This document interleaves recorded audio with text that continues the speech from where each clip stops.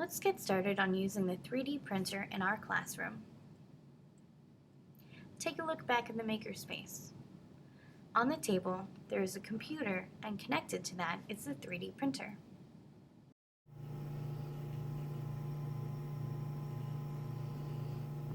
So, what is the 3D printer and what does it do?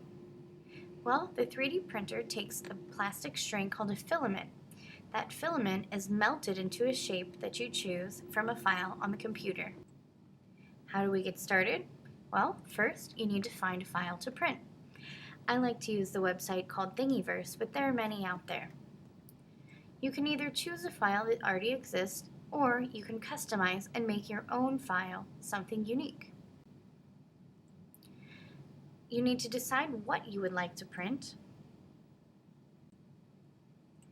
and then you need to download the file.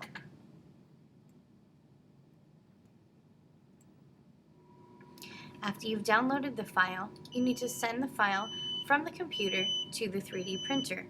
Note, you must save the file to the computer that is connected to the 3D printer, not just any computer. Once it's sent, it begins to print.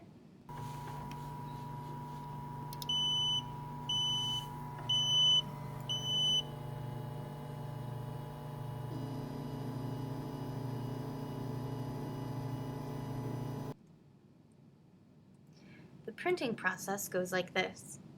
The printing plate lifts to the nozzle. The printer begins to melt the plastic filament,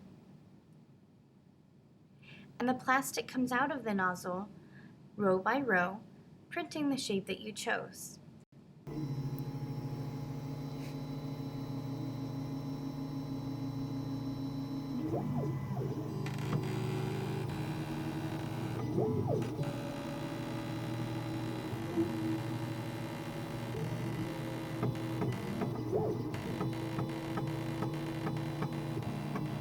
After minutes, maybe even hours, your creation is complete.